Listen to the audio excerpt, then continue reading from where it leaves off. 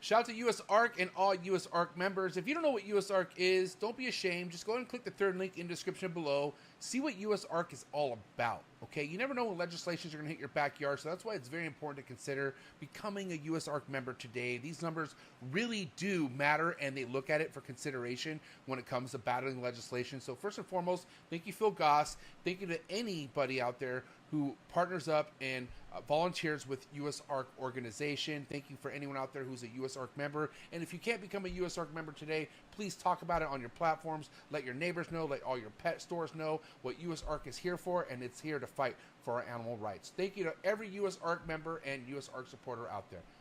T-minus 30 seconds.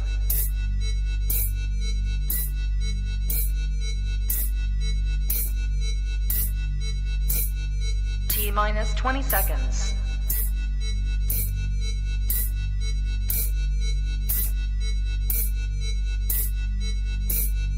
10, 9, 8, 7, 6, 5, 4, 3, 2, 1, 0.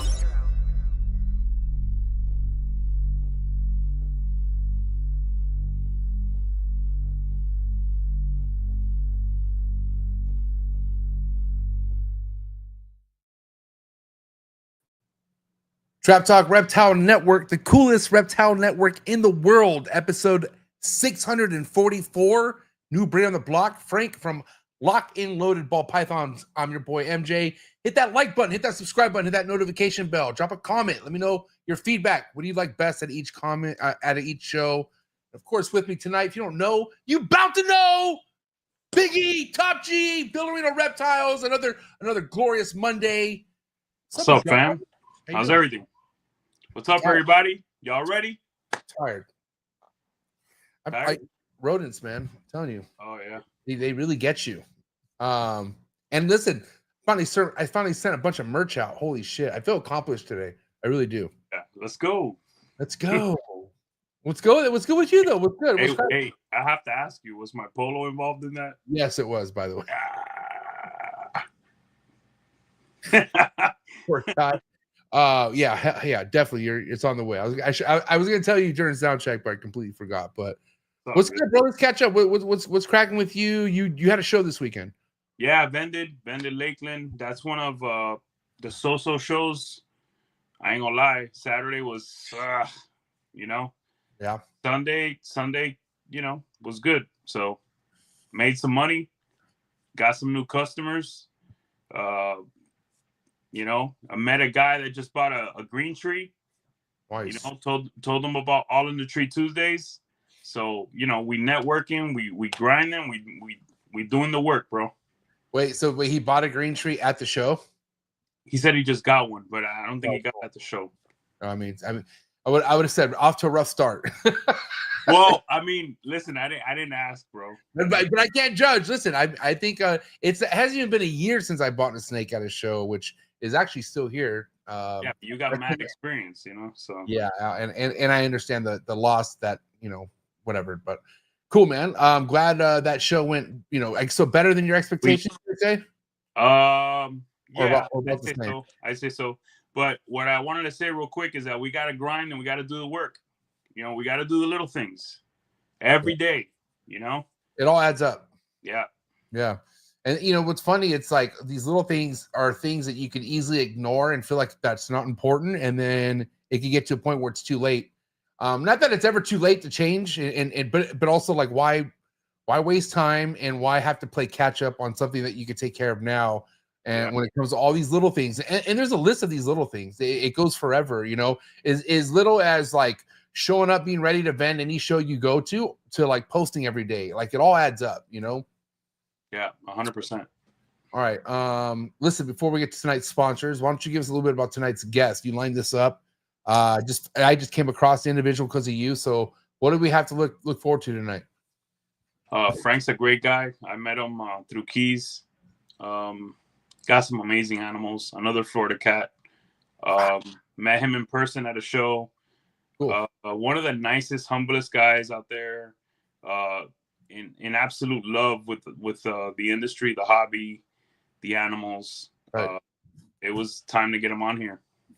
Yeah. Well, I'm looking forward to it. Another Florida guy. You really like picking those Florida guys, don't you, Emilio? I guess it's easy, right?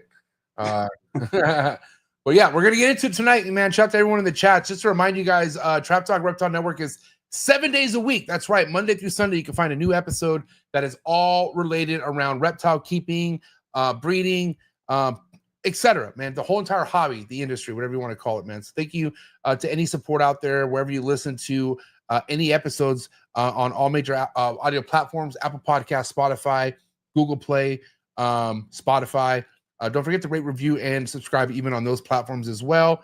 And again, thank you for all the love and support. Now, if you're looking for exclusive content, if you want to get early releases to like Morph Market vlogs, and yes, I'm actually going to start putting out vlogs on my own YouTube channel here very soon. Lots to catch up with to all you guys. But if you want all early access to all that stuff and other exclusive content, then come join the Trap Talk Patreon family. There's also my event that I throw once a year. That's literally this month. That's right. We're in Trap Fest month. It's going down this month.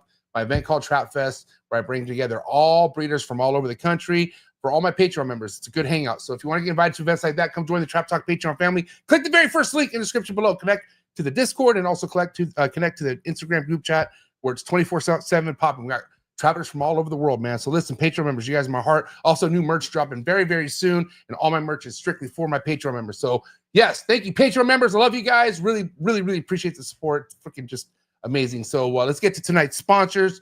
That sponsor being the Rice Reptile family. Thank you so much, Rice Reptiles. Go to Instagram, type in Rice Reptiles, follow this family, and also check them out on YouTube. They put out, I believe, a vlog 3 times a week. Okay, and they are literally spotlighting all their amazing projects that they're doing in the ball python game. Literally front line of the ball python project. So go check them out. Very family oriented, and yeah, man, shout out to the Rice family. Rice Reptiles. Go to ricereptiles.net as well. Find all the links in the description below. Also, tonight's episode is brought to you by Clutch, the #1 organization app in the ball python game. If you want to stay cutting edge, organized, stay ahead of the rest, I'm telling you right now, Clutch is the best for that. Go to Clutch's app and also try it out free for 30 days. You can also find more information on Clutch's Instagram account, and also stay tuned to a lot more other updates on their website. So thank you so much, Clutch, and the entire Clutch team. Also, tonight's episode is brought to you by Prog's Morphs, my favorite couple out of Europe, okay, doing really next level stuff with the ball python projects. My favorite being Hypo, Chocolate, Puzzle. These guys work with all that, and they are killing it. So make sure you go check them out right now. Progmorphs on Instagram. Go to progmorphs.com, check out their website, and also check out their YouTube. So shout out to Devin and Teresa, Progmorphs. Find all the links to all my sponsors in the description below, and shout out to all my sponsors, and shout out to you if you support my sponsors. Appreciate all the love. And Big E, you ready to rock and roll or what? I'm looking forward to meeting this Frank guy. I know we talked a little bit during sound check, but I know very little of him, and I'm looking forward to it. You ready? Yeah, let's go. All right, man. Again, shout out to everyone in the chats. You guys are beautiful. All the trappers, all the B-Unit members, man. It's game time. Do what you got to do to get your mind right. Do what you got to do to stay hydrated. This is episode 644. New breed on the block. Lock and loaded ball pythons coming at you right now. Let's go. Chee.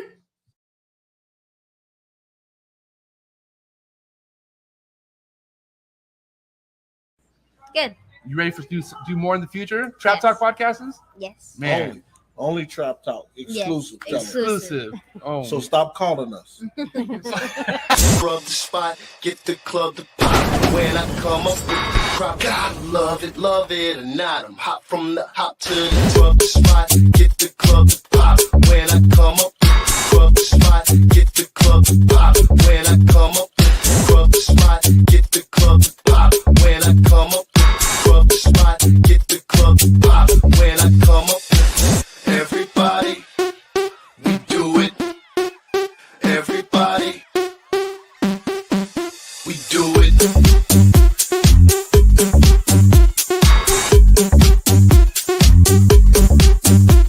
Do it.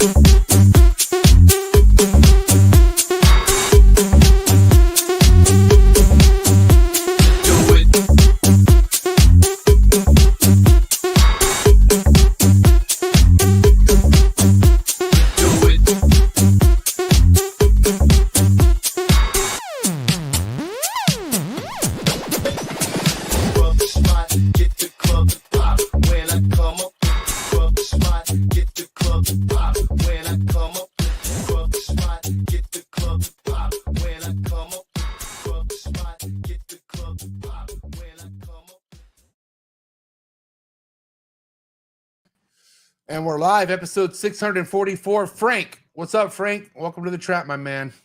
How you doing? Thanks for having me. Appreciate it. Yeah, man.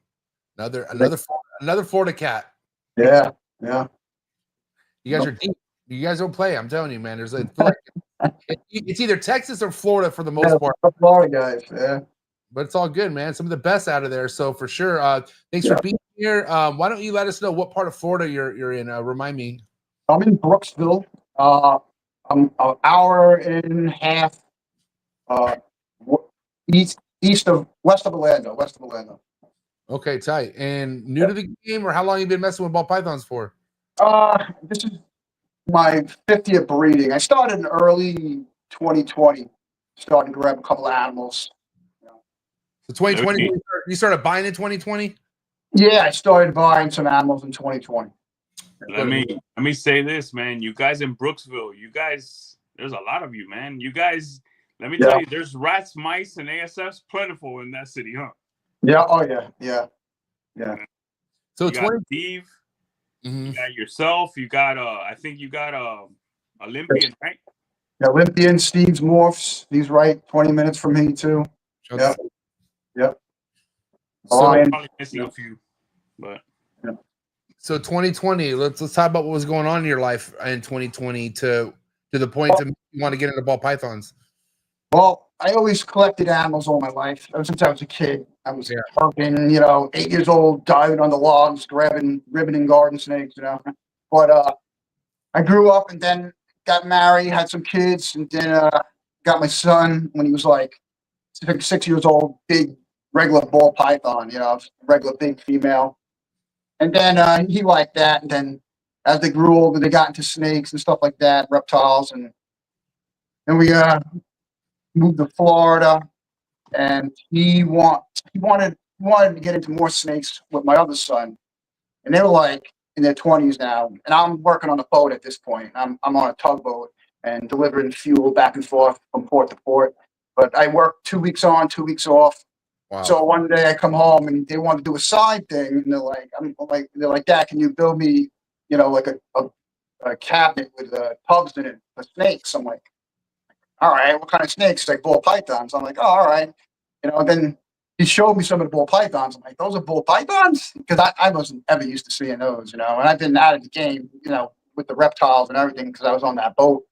Yeah. And he's like, yeah. No problem. I'll build you. So I built it for them. They went in, they bought some snakes, picking up stuff off Craigslist, this and that, just grabbing stuff here. Then MORPH Market, they showed me. I'm like, I couldn't believe all the different ball pythons. I'm like, holy cow, this is crazy. And they're like, yeah, why don't you come to a show? We're going to pick some up and put them in the tubs. So I went to a show with them. It was a Repticon. My gosh, I never saw so many ball pythons. And they were like all different kinds and colors. I'm like, this is crazy. And I fell in love with it real quick because I used to breed like fish and used to ship them all over the United States trying to do another little side gig at the same time as I was on the boat. But it was just a lot of work and I didn't have time to do both. My wife couldn't really help me that much because it was overwhelming, the fish industry. Yeah, I heard the fish are tough. I have talked to because the water parameters, they can get sick real easy. And shipping them, you put oxygen, and the bags can bust open. You really got to know what you're doing. But I did that for a couple of years, but it didn't really work out because my wife couldn't help me while I was away. But the ball pythons, I was like, this is pretty, easier than the fish. I asked my son. I said, you mind if I grab a couple, and take care of them for 2 weeks, and I'm gone, and I'll take care of you guys when I come home. And I said, yeah, okay, no problem. So 3 ball pythons will have to be over 100 ball pythons down the line, But that's wild.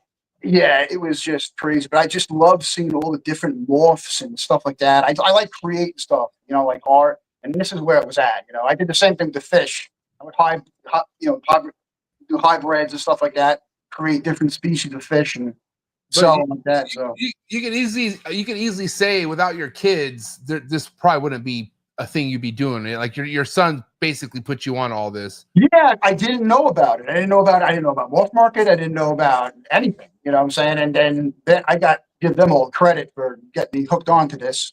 you know, and That's really not uncommon, huh, Emilio? Nowadays, like we hear a lot of stories where like the dads get put on by the sons, and then the dads end up taking over and giving a fuck more than the actual kids do.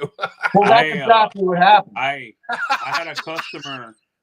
I had a customer in Melbourne hit me up this weekend. Yeah, I sold them a blackhead lavender female as their first snake.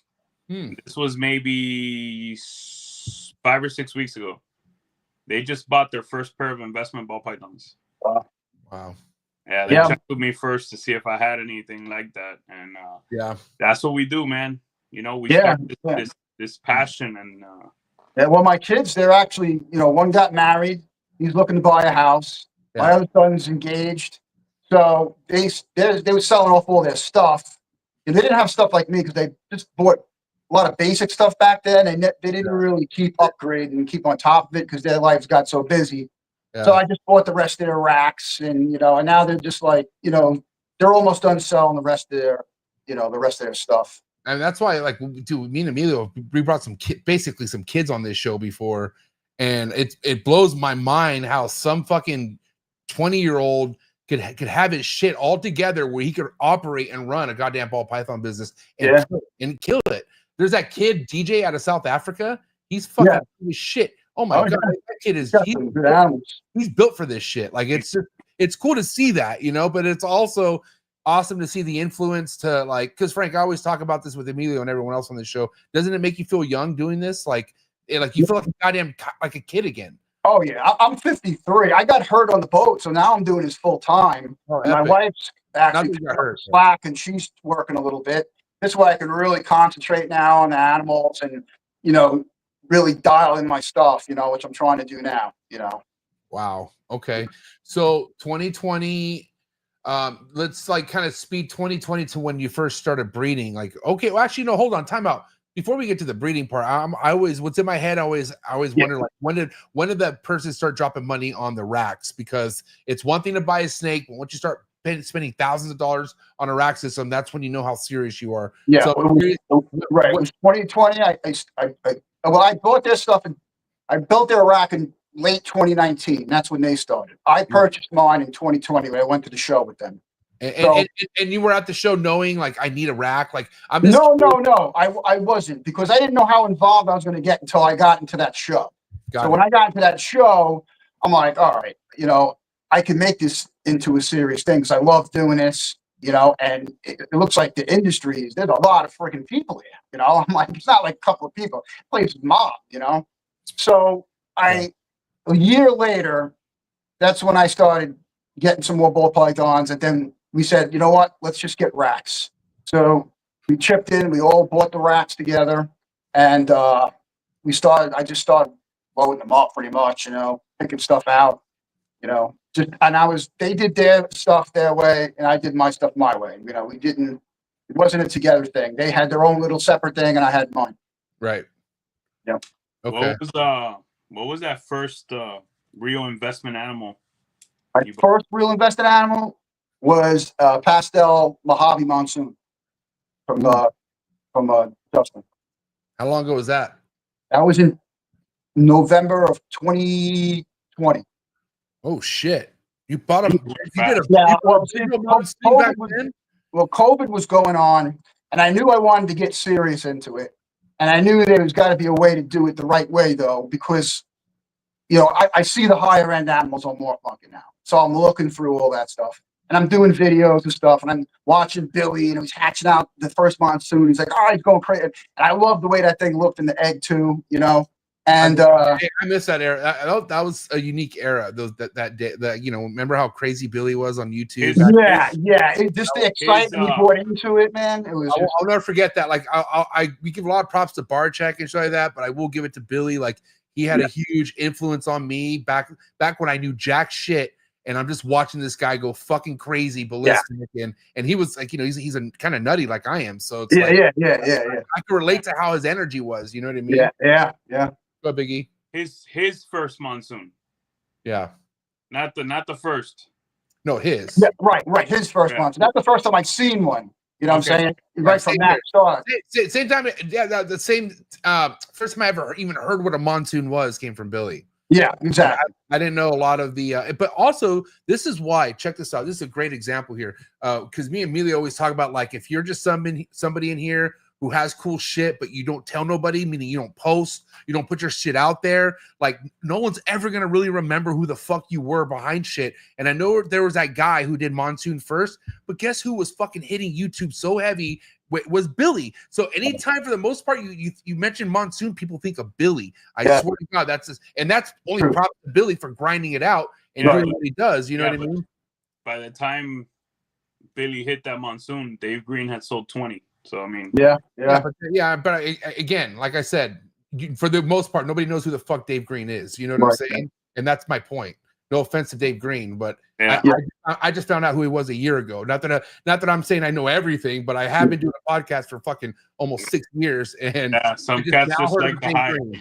That's what I'm saying, and that's probably he prefers that way. You know what I'm saying? But either way, I'm just saying, like, it's nowadays, being the dweller hiding in the fucking closet doing your shit just ain't gonna cut it, unless you don't give a fuck and you got Ferraris in your driveway and you just shit on money. And mind you, dude, there's people out there, because me and Emilio sit back and watch some people move and we go, what the fuck? But then we look on how much money they have and they don't give a fuck. Like, all this could fail and they don't give a shit, right, Emilio? Like, some of these people are just in here with different, motives, Well, so I'm not one of those people, so I care. Neither are we. Let's be nice. But anyways, okay, so, once you realize, Frank, like, dude, I need to do this, like, you respect what your sons are doing, but you want to do it on your own. Where were you doing a lot of the research, and where were you kind of gathering a lot of the information? Were you connecting with people online, or what were you doing? I was going online, watching all YouTube videos. I was looking at MORPH Market. I was watching Billy's podcasts a lot, stuff like that, because there's a lot of info he throws out there that's really useful. I mean, that you would actually have to pay for on a Patreon. But he he gives a helping hand like that. He just shouts it out. And there's a lot of questions people ask, and we don't know it all, So I'm just listening to see if something comes up that I don't know, that I want to know, that it would help me. Yeah. So anyway, when COVID happened, there was a time where your 401k, they would give a no penalization for a certain amount of money to take out. So I was like, you know what? This is my opportunity because there's no penalty. So I said, I'm all in, because if I'm going for something, I'm doing it all in. I'm not doing it half, So I took out that amount of money. Could have been stupid, but it worked out in the long run. I started buying some pretty high-end animals, more rack systems, stuff like that, And I just went all in pretty much. Started buying more animals, loading everything up. Let's go back to that pastel Mojave Monsoon. Do you mind sharing how much you spent on that snake? 12 and a half.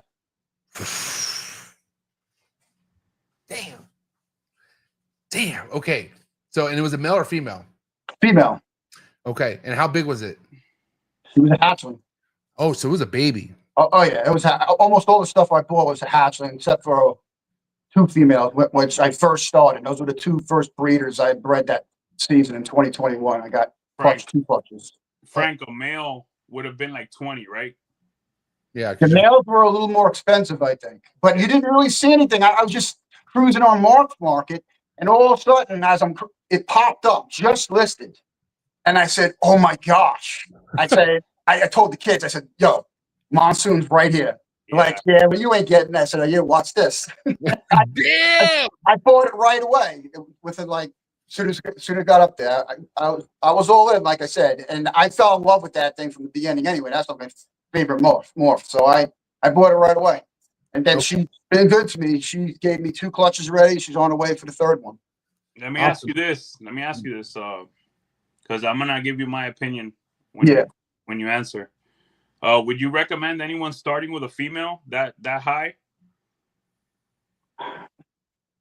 Actually, it all depends, though, because if that morph is what's in and nobody's using it and playing with it, and you feel like that's something you want to work with, I feel the female is important to me, because whatever I make at it, throw in any codons, whatever, they're all going to be hets, and then that next year you can pretty much throw it right back to that female, and you're on your way. I spent $10K on a female and I regret it. Really? Yeah. So yeah, I want to go back to you spending $12,500 on your first year. You know, like did that kind of put a lot of pressure at all, or like were you used to kind of spending that kind of money with the fish? Like, because that right there could change the dynamic of like how you feel about being in the game, right? Because you know it's a lot of money, dude. $12,500. Oh, I know it's a lot of money. You know? I know it's a lot of money, but you know the way everything looked back then with the market and stuff like that, and nobody was really producing too many of them. There wasn't any on MORPH market really that much. I was, you know, hit or miss. But I mean, it's just something I wanted to work with, and I figured if I can get the female to go for me within 2 years and start pumping out what I want, then I'd be happy. You know, because the other way around is if you get the male, you got to grow the male up for the year, and then you got to make hets, and then you got to grow those females up too. So that's another 2 to 3 years. So I figured I just hopefully, you know, she lays for me 2 years and I get lucky, and I did. And like I said, every year she's been laying for me so far. So yeah. So how has she held up with the pastel being involved? Because we always talk about pastel. Because of the Mojave, it's not too bad. Regular super pastel is just wash the whole thing out, you know. But you still see pattern and everything with that. I didn't know what was going to happen with. I mean, when it was a hatchling, it was beautiful, beautiful. You know, and I think with Desert Ghost and the pastel, it might be a game changer, just like with Clown. You know, it can totally change that snake, you know, instead of just browning out, you know, it might just keep it all nice and bright, you know. Were you gonna say something, Emilio? No. All right. So I'm curious, like with what you've produced so far with that pastel Mojave Monsoon, are you concentrating on weeding out pastel at all, or are you not bothered? Yeah, I am breeding it because that's all I had, some with pastel, the Desert Ghost also. I got triple hets. I got Monsoon, DG Clowns, triple hets. And I want to see what happens with the pastel with that too. And then I also got a clutch with Ultramel hets, Monsoon, and Pied. So I got triple hets for those too. So DG Monsoon's been made before, right, Emilio? Or yeah. No? Yeah, just recently, I think. Not too long ago. Leopard, right, Frank? Yeah, Leopard. Justin hit that. That's a dope ass animal. It looks good. It looks good. Yeah. Yeah, and I this guy Jared from Selected Creations, he actually went there and saw it, and he says it looks way better in person. So did you see it at all, Emilio, when you were there or no? What I saw, I think, was a Leopard Mojave Monsoon head DG. I don't remember seeing the other one, but I've seen it in the vlogs. It looks great. Yeah. Go ahead, Emilio. Yeah, we'll just see what Frank, correct me if I'm wrong, but the DG kind of reduced the marbling a little bit. Yeah, I only saw it when he first showed it when it was a hatch, so I didn't see too much of it. Okay. You know what I'm saying? I haven't seen any recent pictures of it, but when I saw it, it looked nice. You know what I'm saying? And then, like I said, I talked to what's his face, and he said when he saw it, it was way better in person. And I saw it had some size on it actually too. I think in a video not too long ago, and it looks pretty good. It looks really nice. Okay, let me ask you: do you have pastel going into the Ultramel Monsoon? Because that might be dope. I have a pastel Mojave triple het Ultramel Ultramel Monsoon Pied. It is the best looking Pastavi I've ever seen. Okay. And it's getting better and better. With, you like Monsoon Pieds? Yeah, I do. But there was one that was low pattern I saw, but then there was one with more pattern. But it's just started, you know what I'm saying? So it's early still for that. Yeah, I love the Ultramel Monsoon, but let me ask you this: would you want to hit the Ultramel Monsoon or the Monsoon Pied? I would want to hit the Ultramel Monsoon first, for sure. Right. Yeah, for sure. That was, I mean, it was kind of an obvious question or answer, but I feel like Emilio's is testing you. Oh. Would you prefer to hit the Ultramel Monsoon or the Ultramel Monsoon Pied? Well, I'm just being a dick now. No, it's okay. Obviously, I'd rather hit the triple het because it's a triple het. You know what I'm saying? No, I'd rather see the Monsoon. If the triple homozygous doesn't look as good as the double, I'd rather hit the double, even if perceived value is higher. in my Right. opinion. But then again, I already have that powerful animal in my project. So I mean, you know what I'm saying? This is what's my little thing with Pied. Like I love Pied for like the table snake, like let's get people in. But when it comes to it Pied working with the high end stuff, it's hard to hit it visually with all that stuff first and foremost. And then when you do, there's a chance of it not looking good. Like meaning like it could be a high white Pied and very minimal fucking markings on it, or it could just have really bad markings on it and it looks like what we've seen Sunset Clown Pied look like. You know what I mean? First Like, one. Yep. The first one we saw just had the head. That's what I'm saying. And, I mean, and listen, as a holdback, who gives a fuck? I mean, you can keep that back. But like, let's say you got a lot of those and you got to sell them. People, dude, you're gonna have to wholesale that fucking snake more than likely, unfortunately. Yeah. No one's gonna want to buy anything that doesn't visually look like it, you know? Yeah, but that's the name of the game. You have to try because you never know. You know what I'm saying? It's a gamble. It's a gamble we take. It is. Exactly. Everyone's gonna have those situations. Because guess what? Because guess what? When you do hit it in Pied and it looks crazy as fuck, nobody's complaining then, right? Right. I'm gonna tell you guys this: my byproduct that's probably gonna suck is gonna be crystal monsoons. But I'll tell you this: I saw one as an adult and it looked pretty nice. Yeah. But it's not what I want. Right. You know. Right. So everyone has to deal with that to an extent. Yeah. Like I got the Pastavi triple head, but I really don't want to put Mojave in Pied. You know what I'm saying? So I'm hoping I don't hit that if I hit a triple head because you know it's not going to be what I'm shooting for. You know what I'm saying? Trying to bypass that part. What was the year you had your first clutch, Frank? 2021. Wow. Okay. So only a year of actually like taking shit serious. You were able to, and while you came up on a proven girl, or how'd you? I came up on no, she wasn't proven. She was just a big regular clown that somebody was just selling because they needed the money. So I picked her up and I said, okay. And then I went to the show and I picked up, it was a pastel orange dream, you know, I just love orange dream too. So good. Those are the two females I bred that first year and they both went for me. So, and no issues, huh? Pretty straightforward. It was like, you know, like, holy shit, like 100% success, them hatching, all that good stuff. Yeah. No slugs, no fungus, no nothing like that.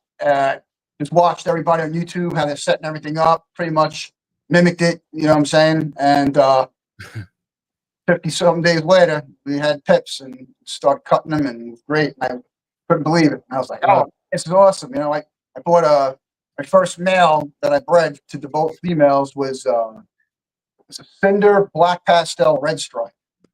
And I made hets with those for the clown, and I still have some of those animals now. And the offspring, and actually the ones that I had they're breeding from me. I already gave me eggs a second time already. Yeah, like, you know, man, we definitely preach like take your time in this, but I definitely feel like if you have the opportunity, like let's say like in your situation, you're a year in, and you know this is what you want to be a part of. Because that was exactly how I was. Well, then you want to know, are you even capable of breeding? Like, can you figure that part out?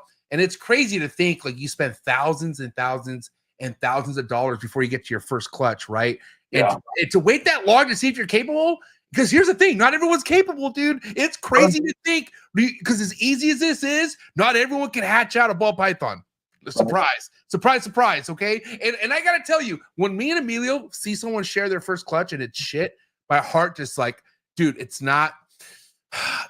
is the easiest thing to fucking hatch out. I'm sorry, but if you have issues hatching a ball python, breeding ball pythons just, or any reptile period, just might not be for you. Or it might just, I'm just saying, if the dots don't connect and you don't know where to adjust, I don't know. It's true. I'm just saying, dude. And like I said, if you have the opportunity, especially if you're doubting yourself, don't go looking for a collection to buy. Don't go look for fucking a bunch of proof. I'm just saying, keep your eyes open. If you hear someone who has a female almost ready to breed, maybe jump on that opportunity. That way you could breed after a year or so versus having to wait 3 to 4 years and you have all these freedom breeder racks and you fucking $10,000-$20,000 into it. You know what I'm saying? And then and all to find out that you suck. All right. Or, you know, you just don't learn. You don't retain information. You have no follow through. You have no work ethic. Bro, there's a lot of people like that. Big time. I mean, that's what we're talking about here, because if you can't learn how to do simple things, or you can't follow directions, or I You mean, have to have can't- the passion for the animals. yeah, That's what you have to have. You have to have the you love can't for read a it. book, you can't watch a YouTube video completely. Right. I mean, I don't know, man. You're in big trouble. You know. Yeah. Especially if it's something you want to do and you love it, you need to know those certain things. And if you can't retain that, you're setting yourself up for failure. You know what I'm saying? And I think like setting yourself up for failure, ball python 101 right now is trying to run into this motherfucker like with a professional looking page, acting like you're that guy when really you can't even ID your fucking own hatchlings correctly, and let alone like put all this saturation into a photo. Like you just don't look like to act like you're really ahead of the game in the ball python game. You got to have all the fucking box checks, meaning like you better have good pictures on your fucking page. They better be your animals that you're producing. You know what I'm saying? Like, and that all takes time, you know? But God damn it, man. You see people who get the shirts, get the stickers, get the fucking banners. They get everything the first fucking month that they're collecting snakes, and they care more about the appearance versus the even knowledge of knowing how to breed or knowing what projects, like it's all about them so much. You know what I mean? And like, God damn, there's so many of those people right now. It's cringy as fuck.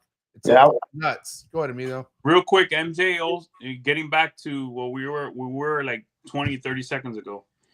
MJ likes to always say, sometimes you have to experience it and go through it, right? Yeah, best way.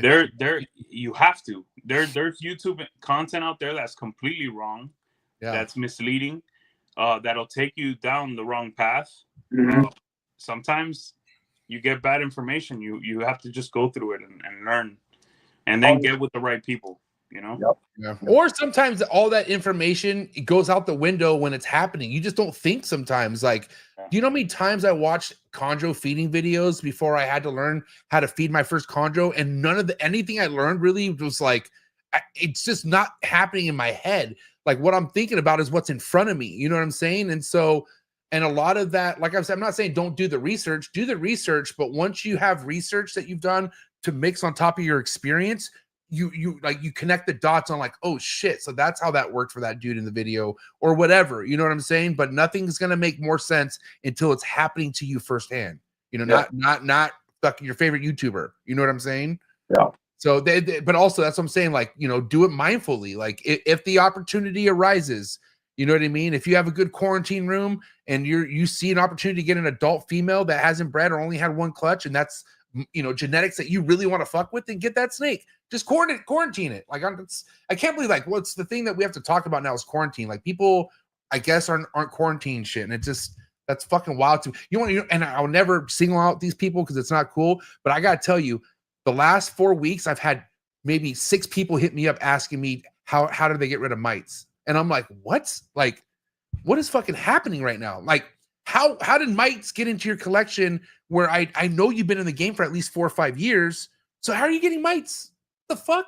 You not have a quarantine? Like, that's the only thing I can think of. Well, a lot of people pack their rooms to the max and they don't have a place to quarantine their animals, and they just hope for the best and put them, you know, in the rack with the other ones, you know. They're gonna learn, man. And they're not taking precautions. At least, you know, get some reptile spray, wash the animal down, you know, treat it every day, check, put it on paper towels. They don't do that. You know what? You know, and it just dawned on me. And shout to Mark Bailey, man. Mark Bailey showed me his whole show process. Like, this motherfucker coats even himself in prevenamite. Like, everything he has on him and that he takes is covered in prevenamite spray, right? But I think a lot of these new people vending don't think that's important or don't even know about it, and that's how they're bringing home mites. Probably is from the fucking shows, because it's that easy too. People don't think it's not, you know. Oh, if I don't bring a snake home, you know, I won't, you know, dude. The mites jump on your fucking shirts, like they go on you. You know what I'm saying? So, yeah, it's and mind you, there's nothing worse than fucking mites. Mites is terrible, especially if you don't take care of it right away, and then you just find it popping up in racks randomly. It's not good. I bought a snake from a well-known breeder, and he's like, I'm away right now. It'll be like 2 weeks till I'm home, and then I'll ship it to you then. I'm like, all right, no problem, whatever. I got the snake. She was in the water bowl soaking right away. I'm like, oh no, you know. he had mites. Thank God. You know, that's the problem. He had the mites and was trying to treat it. Didn't get rid of them all. He didn't want to send it to me. Probably. I'm just going to say that's what it was. You know what I'm saying? And because he was trying to get rid of them, and he thought he did, and then when he sent it to me, it still had. And I you know, and I had to treat the whole thing. Thank God, you know, I was watching and looking and knew something was going on. Maybe, you know, as soon as I saw her in that water bowl, I'm like, oh, this is probably what it is. And then I saw her on the paper towels, there's little white specks, but I took care of it right away. If you take care of it right away, you know what I'm saying? It's not doesn't go on to any animals. Yeah, because they're not hard to kill. They're just a pain in the neck. So if you're playing the Guess Who game, where'd it come from, dude? Yeah, that's when it's too. I don't want to say it's too late because you can take care of it, but it is something that it's a whole process. Like, yeah. And I only know this. My emotions get so evolved when we talk about this because I was a victim of mites for the first 2 years of collecting reptiles, and also like I didn't give a fuck. Like I was just bringing them in from wherever I could get these snakes from, and like, you know, thought I was quarantining things right, but I completely wasn't. So I just want a lot of people to know out there, like a lot of the shit that I talk about, I did it. Like I'm coming from firsthand experience. And that's also why I preach it. Cause I want people to avoid it any chance they can get. And you can avoid all of it just by having a good quarantine room. That's it. Also, I got a little message. The homie has the best vlog on how to treat the stuff and take care of it. So, oh yeah, I've been sent. That's why he gets the messages too. Where's the vlog at? Yeah, I do have a vlog on my Trap Reptile Vlogs YouTube channel. So guys, go check it out. If you're low key about having mites, I get it. I know it sucks, but go address that shit. Take care of it. Hopefully you just don't have thousands of snakes, and then God bless you, man. I'm gonna pray for you. You might want to hire some people. Yeah, I just can't imagine either. Luckily, like I said, even though my collection was still pretty big back then, it was still like in a different room. It was all different back then. And so I've been miteless for over fucking almost 3 years now. So just anyways, you never know. So knock on wood. And it also scares me because I throw Trap Fest, which over fucking 70 people come to my house, and you know, they come into my room. I'm not very like, don't put your hands on shit, but still, like, people themselves could bring that shit into your yeah. You know? Yeah. But hopefully none of the guests I kick it with have mites.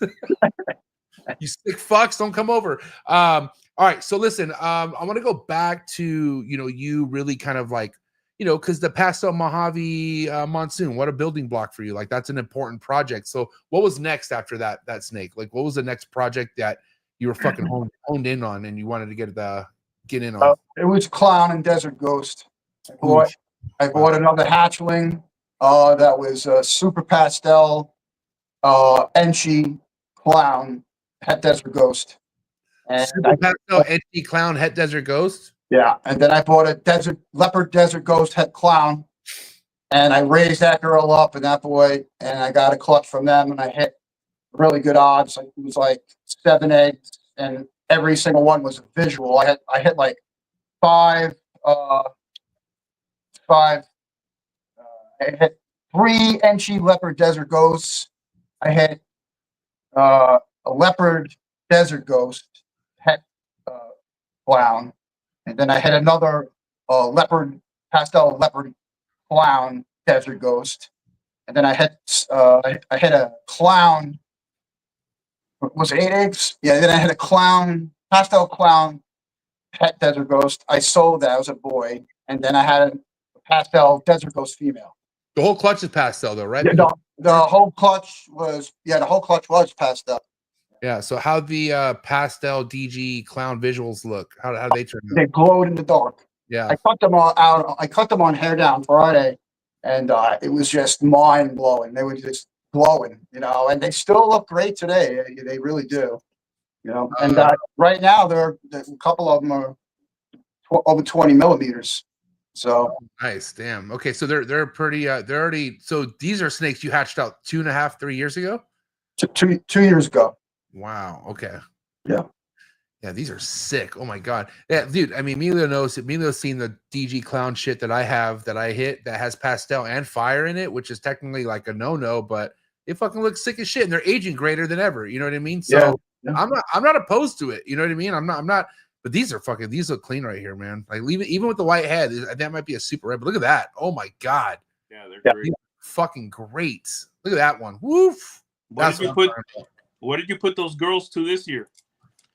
Got one of them was a Hurricane Desert Ghost. So I'm trying to make some hets with that. Another one I put a Leopard Mojave triple het Monsoon DG Clown to another one. And then there's another one that's just starting to build now. I don't put nothing to her yet. Okay. So You're gonna take advantage of some shed testing there, huh? Oh, of course, 100%. Yeah. Well, I'm glad you brought that up, Emilio. So shed testing, how much has shed testing affected your breeding projects? Right now, not too much, because whatever I was breeding, I was trying to do either visual to het to visual. You know what I'm saying? Visual, so I know it's 100%. You know, but I do have some stuff that's possible het hypo. I'm saving the sheds up. I'm going to send them in. But you know, if I have some girls go for me this year, you know, I'm going to check for all the hets, the monsoons, you know, everything. And Emilio, has your process changed at all? Like with, you know, especially with you having clutch now, like, are you not fucking around with shed testing, or is that something you're doing immediately with the clutches that you're about to have, or what's? Well, for me, I was waiting on this monsoon test. I've been waiting on it for a long time. I'm going to start recollecting sheds and sending it through clutch at ASAP, you know? Sick. Yeah. Can't wait. Are you fully transferred on with clutch, or how much more do you have to do? You're good. I did it all that first day. Damn, fucking dude. And so you just uploaded all your females and your males, or how'd you do it, Emilio? Bro, I didn't have anything on any Excel sheet or anything. I did it all manually, bro. So how much did you upload? Everything. Oh yeah, but like every animal that you have in your collection, clutch? Except I didn't put pictures, but everything is up. So you just typed in everything. Yeah. God damn! In one day? Yep. 5 hours. 5 hours. Wow. What a beast, dude! Did you do that? Did you do that at the airport or something? No, I did it when I came back. Oh yeah, first dude. day too. I was so epic. Excited. It's freaking dope, man. If anyone out there that's been on the fence about doing it, yo, do it, man. Give it a try. You're gonna fall in love with it. You get 30 days free trial. Trust me, they do that for a reason, because you're gonna love it. So with that being said, what are you doing? Like, you know, what's your method of note taking, Frank? Like, you know, obviously, I'm old school. I just write it on the card. Write it on the card, and I just collect the cards, have them all, you know, girls numbered, lettered out, what they are, and I just keep everything on file like that. I get it, dude. I'm trying so hard. I guess I'm a lot more old school than I thought, but like I started putting shit that I had to do like on my computer, on my phone, and I never look at it for whatever reason. Nothing tells me to look at it, but if I have it written down right here on my desk or on a post, exactly. like I do it. You know what I'm saying? So my Patreon, well, the girls in my Patreon family would give me a lot of shit about not being on top of my merch game, and I had a reason to. Like they lit a fire under my ass, but they're like, oh, just have a list. It's so easy. Just write a list. I'm like, yeah, write a list, and all your fucking problems go away. I actually did, and I wrote it on the desk this time versus on the computer, and I got that shit done. You know what I mean? Shout out to the ladies in the trap family, but no, like I guess like, and that's another thing. People need to be okay with is like, you know, if it's something is, you know, old school is writing shit down, but if that works, do that. If it works, if it's going to make you not forget, write that shit down. You know what I mean? And, so I don't know. Yeah. I definitely like, if all I had were ball pythons, for sure, I'd be all over clutch, but I just don't geek out over ball pythons like I do with chondros and the emeralds. And I'm just waiting for that day for clutch to get chondros and emeralds in there. And then it's fucking on. And I think I should already do that ball pythons. I'm just being lazy. I'm not that's the honest truth. I could say, you know, but either way. I'm gonna tell both of you, my goal this coming breeding season is not to write anything on the tubs. Anything. That's zero. Yeah. Wow. Zero. All through clutch. Everything in clutch. So like ovulations, locks, all that is documented. Follicular growth. Eating, not eating, all that stuff too. Pairing. I'm sorry. Eating and not eating, like the snakes when you feed I don't them. care about that. I don't care about sheds, poops, food. No, I don't care about that. I care about follicular growth, if they lock, when I pair them. Bro, when you have so many animals, you're doing shows, you have different species. I felt like I needed that this last season. Yeah, I can see that. Yeah. And then on top of that, it gives me a better understanding of where all these animals are follicular growth wise. How many that high percentage, how fast they're growing, that low percentage that blows away follicular growth.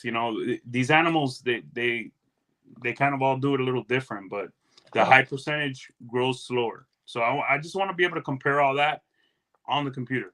Wait, so you don't keep track of prelay sheds? I don't do any of that, bro. Wow. That part of me is old school. Like, I know every girl that's about to lay by the way she's laying right now, the look, how she's coiled up. I know every animal that's about to lay. I check those 6 animals, and then during the week, obviously I'll check all the animals. But every morning I check those 6 or 7 animals that I know that are gonna shed any day, are gonna lay any day now. Oh, Emilio's a numbers guy. He's going all off the numbers. Yeah.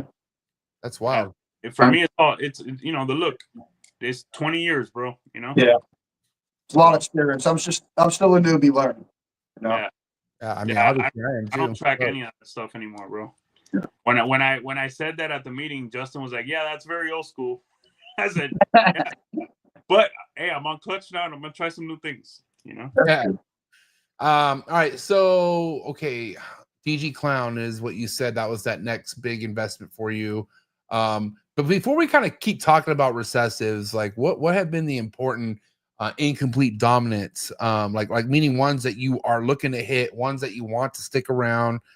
Because I feel like especially newer people, they get really attracted to the recessive side of things, but they kind of are late to the incomplete dominant party. And I feel like you shouldn't be late to either one. But the incomplete dominant morphs is what kind of sets you apart when you are working with double, triple, and quad recessive. So what are those incomplete dominants for you? Well, I'm working with Cinder, because I like that gene. That's the gene I started off with too, and I just been seeing amazing stuff to come out of it. Also, I love GHI, love Blackhead, I love Hurricane, I love Scrambler gene I have, but Scrambling gene I have, you can see the Scrambler and stuff I have, and a lot of stuff. Pause. Yeah. Give me an example what you mean by that. Like, what are you seeing in that snake to tell you that? What are you seeing in that? All right, so yeah, I'll tell you. Like, I've hatched out black pastel, Enchi, yellow belly orange dreams before. Now there was a snake I hatched. Okay, it apparently had all those genes in there, but it had something else. And this is when I bred this animal. I didn't know what it was. I'm like, I got to hold this animal back because this is totally glowing orange. It looks different. It's definitely something going on here. So I held that animal back and got her up to like a year old. Then people started talking about this Scrambler gene, and I'm like, this is similar markings on there. I'm like, this got to be the gene. It wound up being a gene. And then I have a single gene Scrambler, but it's het clown. It kind of looks like a yellow belly, but I've had a yellow belly next to it, and when you put it next to it, you can definitely see the difference. Brighter, the pattern's a little bit different. You can definitely see a difference in that. I also have with pastel and what is this one, Frank? Because I'm going to tell you right now, this is probably one of the nicest. If this thing is Scrambler, this is fucking nuts right here.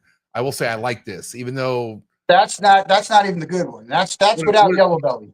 This is without. So what is it though? Scrambler. That's what? Black pastel Enchi orange dream Scrambler. All right, but let me say this, Frank. To be fair, I like that one a lot. To be fair, the guys that like, if that animal wasn't purchased from one of the original Scrambler people, they'll try to discredit you. That's okay. They can do what they want to do. I know what I'm. And let me say why. Because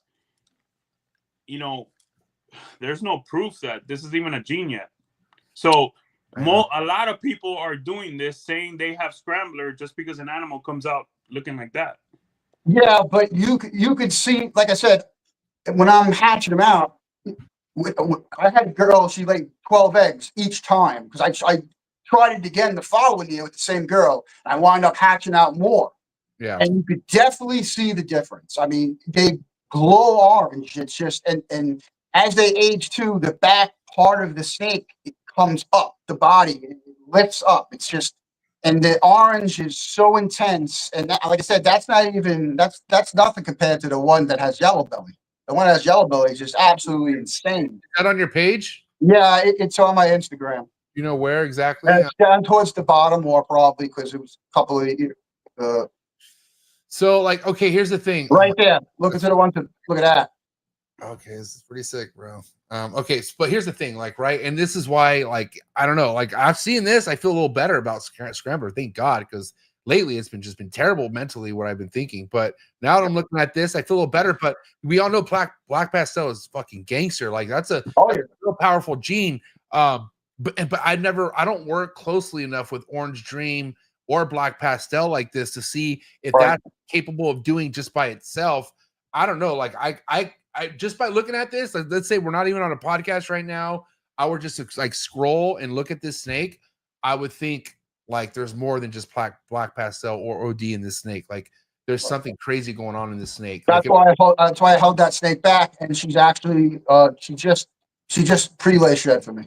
So the back, like it just like it just gives me like super gravel vibes. Like it just, I don't know. It just gives me a like I like it. I'm attracted to this one.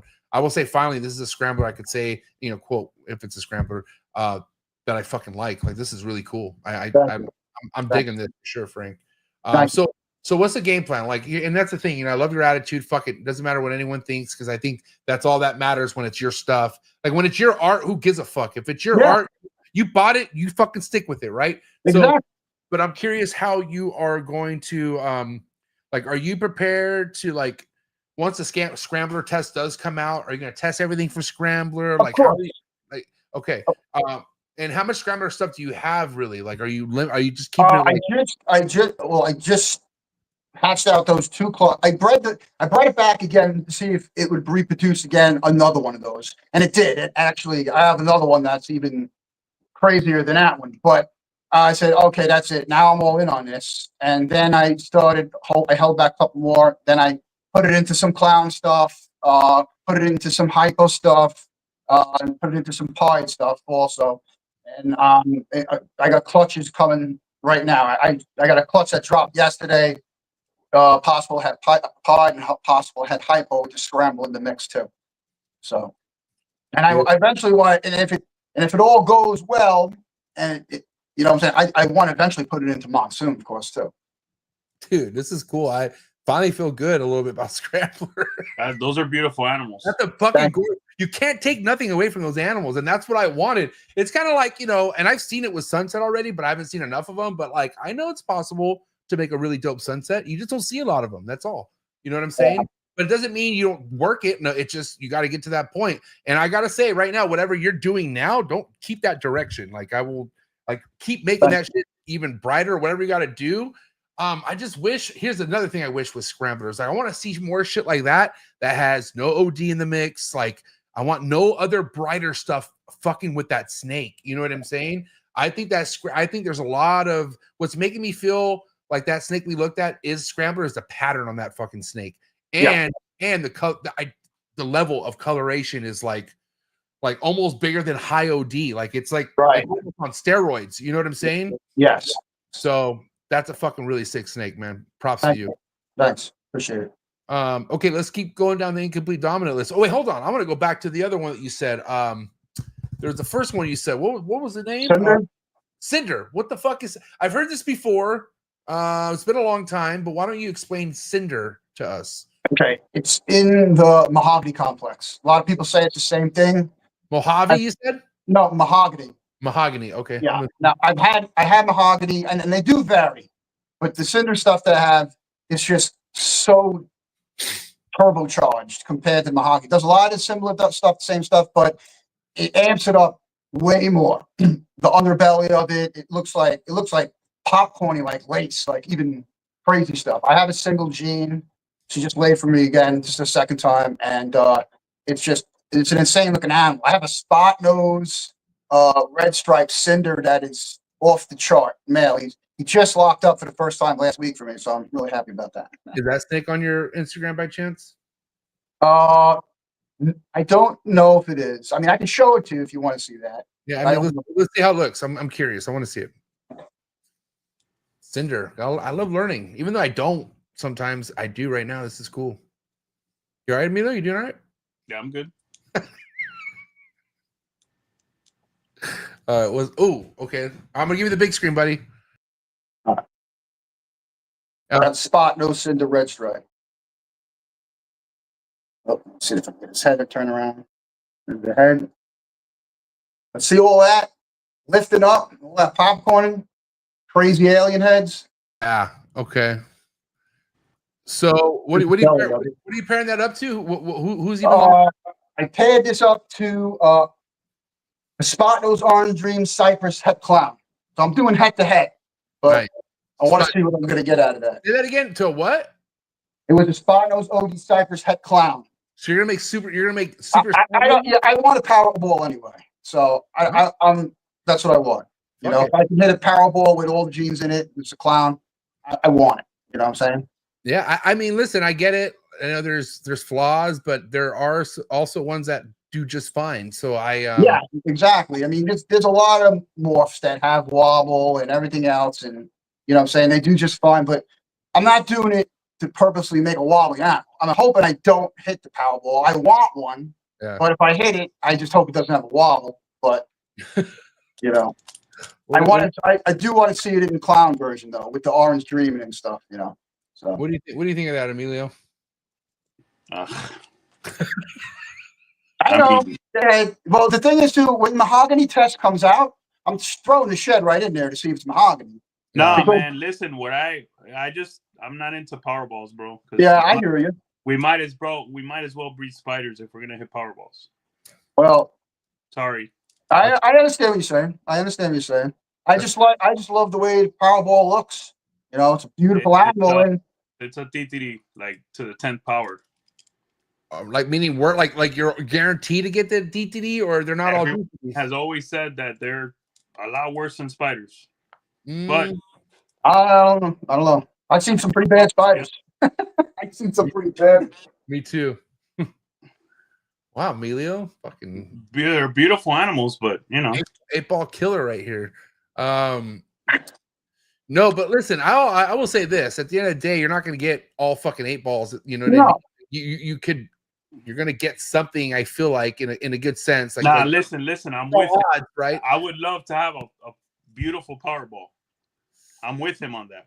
You know? Yeah, but he's looking to hit. So okay, if we put the Powerball odds on the shelf for now, what is it that you're looking to get out of that clutch? Like, what could be the best odds that you could hit in that clutch for you? Well, for me, because I want a Powerball in my collection, not to sell one, but I want one in my collection. It would be Super Spot Nose, OD, Cypress, because it's allelic with it, Clown. Okay, so that pairing can give you a visual clown. Yeah, it can give me a visual clown. Yeah. Yeah. Now, okay, I got to ask you that. Oh, were you going to say something? Go ahead. No. Oh, okay. Now, kind of getting switching gears here. Like, you've produced how many clutches? Like a year? Are you at this point, Frank? Like, what's your? I'm around 15 to 20 clutches. Okay, and you hit how many last year? 18. 18 clutches last year? Yeah. Okay, and so a lot of that stuff that you didn't need. How was the best way of getting rid of that? Or I guess I don't want to say getting rid of, but finding homes and selling that stuff. Did you vend or did you sell on Morph Market? No, I haven't vended yet. I got all my stuff to vend. I just didn't have a lot of stuff went through Morph Market and like Hair Down Fridays. People contact me, Instagram, and I actually got rid of a lot of stuff that way. So I haven't had a vend yet, but I'm ready to do it. I got my class 3 already, everything I need, you know. Are you looking at just being, I know, I guess the beauty of being in Florida, there's so many shows, right? But I mean, are you looking to stay in Florida or are you looking to venture out into other shows? I'm looking pretty much to stay in Florida, really, because I'm so busy. I live on like a little homestead. I got sheep, goats, 100 chickens. I got, you know, That's so sick. much stuff going on. Yeah, I got 9 people living in my house. You know, I just got a granddaughter. I got another one on the way now. I just found out the other day. So, Wow, congrats, dude. Damn, yeah, you really got it going on. Well, yeah, Frank, if you could get one out of state show here and there, bro, it's awesome. yeah. If I would get one, I would like to do Bob Vu's. Yeah, hell yeah, Hell yeah. yeah. That's a good first start right there. Yeah, because it's a long drive, but it's still drivable. Yeah, it's not too far away. Yeah, yeah. So, Yeah, and so yeah, because that's what 8 hours from you, or a little bit more. yeah, right around there. Yeah. Yeah, it's quick. When I went to Bob Vu's show, I couldn't believe how many Florida people I saw there, and I was like, "Holy shit!" And I was like, "Oh, this makes sense. We are pretty much close to to Florida there, almost right next." So, yeah. So yeah, you're gonna have amazing stuff, bro. You have to go to like different shows outside Florida. Once in a while. Right. I definitely want to do that. I want to try. It's just getting to know how to do it because baby steps, bro. Yeah, exactly. Yeah, baby steps. I just want to bend in Florida first, figure it all out before I start venturing off. Away. That's what I want to do. who helps you run all the animals at home, like the farm life? I'm curious. Me and my wife when she gets a chance, but she's doing most of the work now. Now I'm doing this and the animals pretty much myself now. Before it was all her. I know you said something about an injury or something, or yeah, I was on a boat. I tripped over an extension cord somebody left out, and I fell on my knee, tore my meniscus. They had to take a piece of it out. I got a little bit of arthritis in there now. I don't have the same balance to jump back and forth from the boat in 5-foot sea, so I had to just resign from that job. And so my wife said that she, do something on the side. We all split the bills here. We all live together, so it's not too bad for us. Yeah. I'm just pumping out. I'm just concentrating on snakes. I'm just doing my thing. Yeah, but and I was, I know exactly what you mean. I'm going on my 4th fucking knee surgery coming up, and this is the second one on the same knee, and it's another meniscus surgery. But I found out I also have arthritis too. Exactly. Not even 40 years old, dude. I got all this shit going on with my left knee. So anyway, it hurts, dude, but I could work. Like I could fucking move around and do stuff. It's just running and going down hills what really fucks me up. Yeah, mine's twisted. If I twist the wrong way or something hits my foot and twist it a little bit, oh my gosh, I die. And I can't squat down like like a catcher, like a squat. Oh yeah. Dude, it fucks me up, man. So I get it, man. And it's also like, man, I think about like how much of movement I do in this room, just working with snakes. What did you say that? I don't want to say it was your elbow, but you said something from moving a certain way fucked you up a little bit, or this was a while ago. I can't remember if it was your back or something, or no, it was Mark Bailey. Mark Bailey told me like when you are doing the same motions for hours in, you know what I mean? Like your body, your growth, your spine, everything starts to fucking like kind of get out of alignment. Right. Alignment. Yes. And mind you, Mark Bailey's been doing this for 40 plus years. So he's talking like decades. But Emilio, like you feel a little bit wear and tear at all after the years of doing this, or how do you, not to try to act like you're older or anything. I'm just saying like, how do you feel? I feel great, but I did have a moment where I was messaging you where my knee did swell up a bit. I think I ran too hard on the treadmill and I might have like shifted a little bit. I played a lot of basketball in my life, and what I'll tell you is that I can't do quick movements to like I can't like jolt to one side or change directions really quick. I can't do that. But squats and deadlifts and all that shit I can do perfectly. But yeah, I gotta be careful. Yeah, I can't juke people worth shit. Not that I was ever good at juking fools, but I'm just saying right now I really can't. Yeah, I played basketball maybe like 8 months ago with my son, and again I hadn't played basketball in like 3 years. You gotta be the body has to be used to and accustomed to that shit. You can't just not play for 3 years and go out there and play. No, for sure. And you have to take your age into consideration. Exactly. I'm 53, so that's why I can't do that no more. And literally, man, the pain I felt on this knee, like and so mind you, the right knee that I've had 2 ACL reconstructions, okay? But at this point, the way my knee feels worse than how my ACL felt. So I could have sworn going into this next one, my doctor was going to say, oh, it's another torn ACL, but it's the arthritis that's causing that fucking pain. And it's also the leftover torn meniscus that I fucking have in there. But like, man, like it's like, and also too, once I knew that it really wasn't an ACL torn, it's just pain, I was able actually to not like let it affect my workouts. And once I started working out harder, actually the pain started wearing off a little bit. So I think it's also just like keeping moving and not letting it get old or like stuck or like Emilio says, like you can't just stop. Like you gotta keep going. Yeah. So yeah, man, but goddamn, getting old sucks. Fuck. Yeah. You gotta fight it. You gotta fight it. You gotta fight it. Exactly. You gotta fight it. For sure. Never say never, man. Just fuck keep going. All right. So I'm curious, at what point do you feel like you're gonna have like a good happy medium with the number of clutches that you want, like in the future? Like let's say everything goes your way in the next 5 years, 10 years. How big do you want to grow? Like what's your game plan? I really don't want to hatch out probably more than 50 clutches a year. Because I think it will be, because I think it'll be way too much with the animals that I have besides the ball pythons. It's an all day thing. Just the rats alone is friggin' all day, twice a week. You know what I'm saying? Then there's another, 2 days going through the bins here, changing water, stuff like that. And I got to run and do the chickens every morning, every afternoon. The sheep, same thing.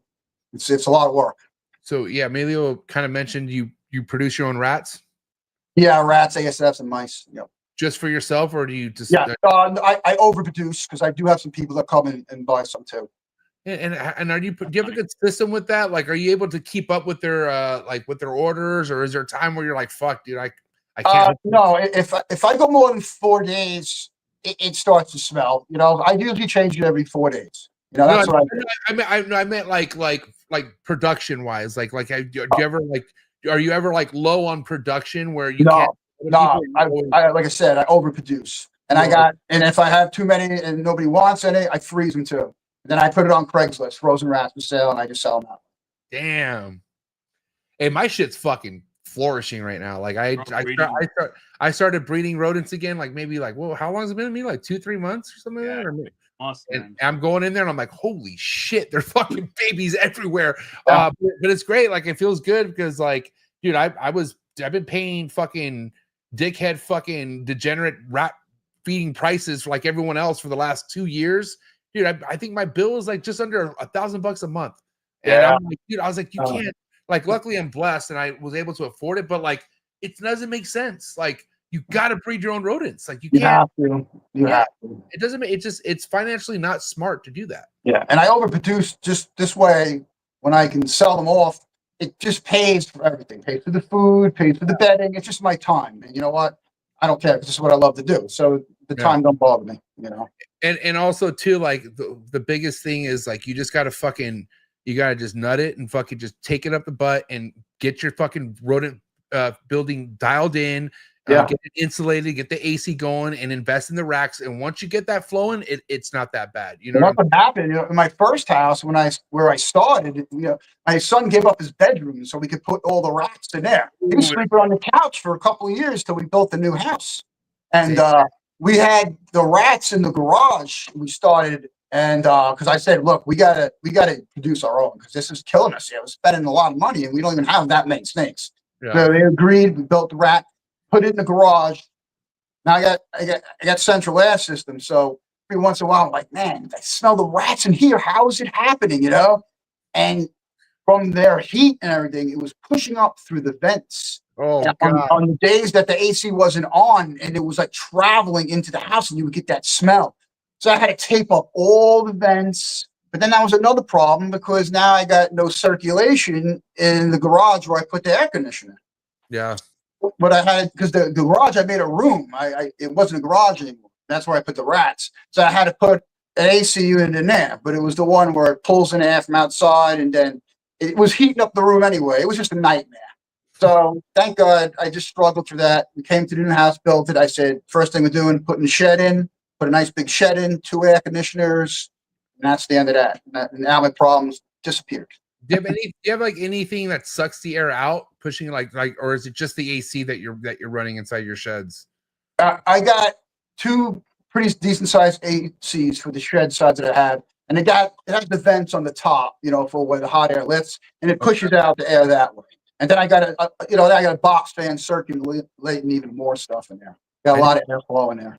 I think I need to figure that part out because I just insulated my shack and I got the AC running, but like once I shut the door, it's all like it's all being caked in there. Like it's not hot in there, but like the smell, it's kind of like, oh my god. Well, what I do is I set mine to like 73, and with the 2 ACs I have, it'll stay 73. On a really hot day, it'll be 75.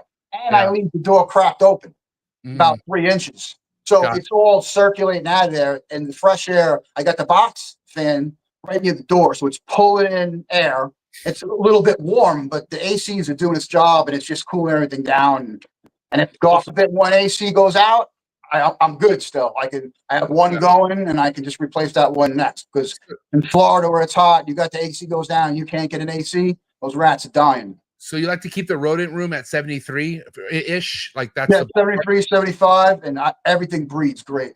Okay. Yeah. So that's what I was trying to ask Emilio, like what's a good temp I should keep it at? He keeps his mice at 73 or 70. What do you keep? I keep mine 76, 77. 76, 77. Okay. Yeah. The AC brings air in and it also exhausts air out.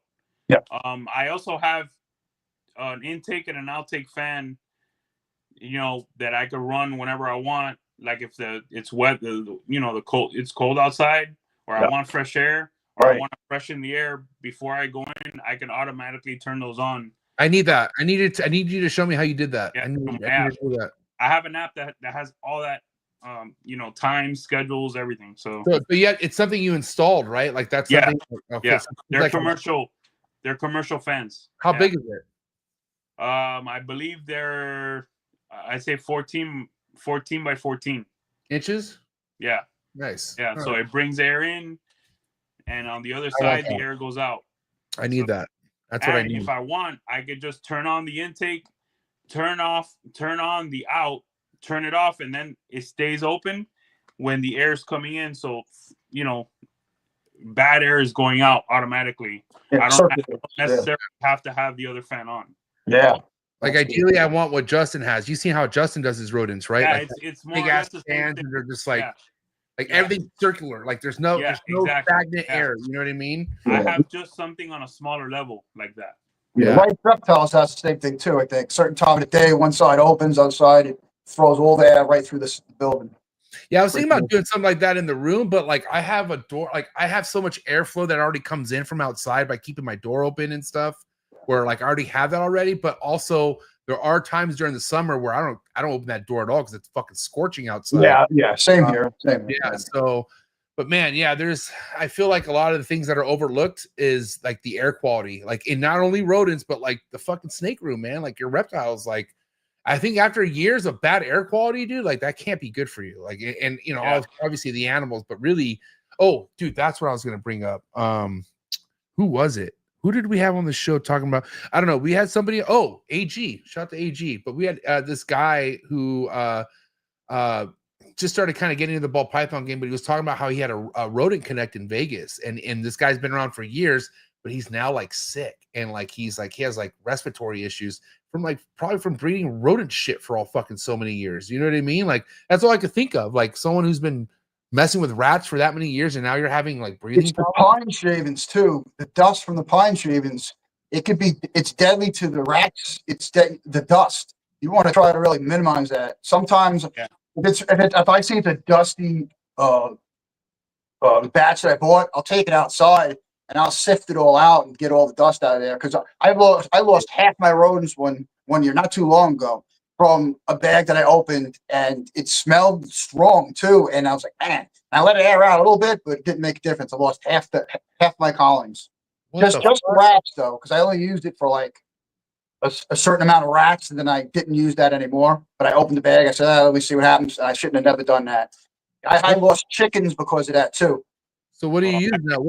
I use a better quality pine shavings from somebody that I know. You know what I'm saying? The stuff that I was using before, I just didn't. It was just too dusty. So I got a different brand from a feed store that I live close to. It's like $1 more a bag, but it's worth it. It's like minimum dust in it.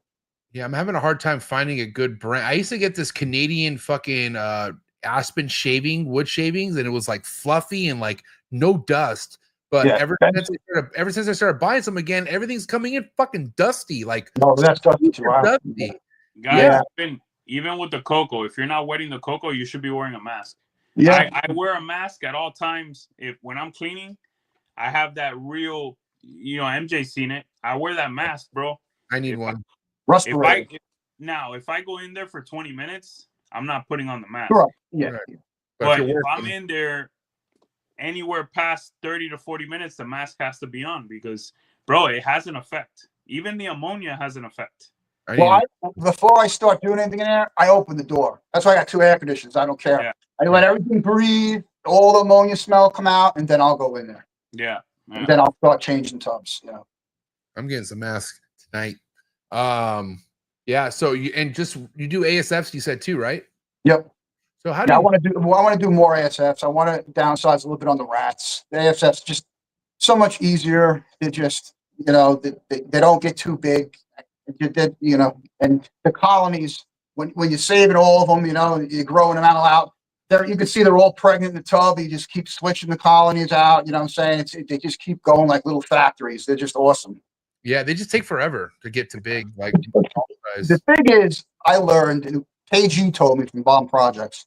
He said, as soon as their ears pop up, okay, and their eyes, you pull them, and they're really tiny. Yeah, because what happens is they won't feed. The mothers will stop feeding and limit their supply, and it stuns them, and they start getting lethargic. And if you wait too long, they'll die in there, and then that's the end of them. But if you pull them out, I put them in like lab rat containers, like the clear ones, like the scientists use or whatever. And I throw them all in there. They can reach the food. And as soon as I put the water in there too, they're all grabbing the water. I learned when to pull them. And then you put seed in there and everything. And then they get off the milk. And then they start eating the protein like that. And they start taking off. Within a week and a half, I could put them in a black tub. And then they just take off after that. I mean, within a couple of weeks, I got almost full grown ASFs. Let me say this. I have a love and hate relationship with Norwegians, right? Yeah. Norwegians are perfect to get your ball pythons to optimal size, to get them back ready to go for that next year. But man, you're right. Breeding Norwegians, when you have to retire those animals, holy shit, it's a bitch, right? Thank God I got a guy that has a Burmese. He comes over every couple of weeks, and I retire some of those big dog bales. They eat for the 50-pound bag by themselves every week. But let me say this to you guys. It is no fun to have to feed an adult female twice in a week. Okay, and that's what has to happen when you're feeding them ex-breeder mice and you're feeding them ASFs. Why don't you just freeze them and hold them later? Huh? Nobody. What? No, I don't feed frozen thawed to my adults, bro. Most of them won't take it. I'm talking about your Drimacon will. Oh no, yeah, no. But no. What I'm saying is that it's a bitch to feed an adult female twice a week instead of once a week. That medium rat. Oh yeah. I hate having to feed an adult female twice a week. But I don't do that because I just give them 2 or 3 ASFs and then they're good. Yeah. Well, I mean, some won't do that. Oh, okay. Well, if they only taking one, and then no matter how big it is, that's a different story. Yeah, and that's the only thing I hate about feeding ex-breeder mice or ASF, because no one has a ton of those big ass ASFs. Nobody. Yeah, not a ton. Not. I really do. I have a ton of them. I have like 300. That's a lot. I mean, well, I do. Feed my girls. I mean, feed all your adult females, and 2 or 3 weeks in a row, they're all gone. I mean, that's what I'm saying. It's not easy. It's not easy. No, but most of mine will take both. They'll take the rat and they'll take that. Yeah. As long as the rat size actually is the same size to ASF, I noticed they'll take that faster than they will a bigger or a medium rat. So I'm always gonna buy rats here and there, but yes, I am doing what you're doing. I am shifting to ex-breeder mice and ASFs. Yeah. Yeah. So I wanted to ask, like, what you feel like is a good, regiment for you when it comes to feeding all sizes. Like, obviously, are you somebody who likes to feed a ASF to a baby ball python when it's first born, or do you give it a mice? Or like, I either started on a mouse hopper or a ASF hopper. I'll try mouse first because it's some of them that I'm selling. A lot of people can't have the ASFs or whatever, so I get it on a mouse first. But I try to give it a mouse, I try to give it an ASF, and I try to give it a rat. All of them, I try to do that. This way, they're used to all those rodents. So whatever I put in there, they're usually not picky. But if you do get a picky one, then you know what to do from there. But usually they go. I don't try to feed them mice unless it's a mouser. But the ASFs and the rats, I try to rotate it out, and I don't usually have a problem. They'll eat both. I feel like they want the same size, though. That's the thing I found. I feel like unless she's building real bad, she wants a bigger rat, I'll give it to her. But I'd rather not. I'd rather just give her 2 small rats. And that's what I usually do.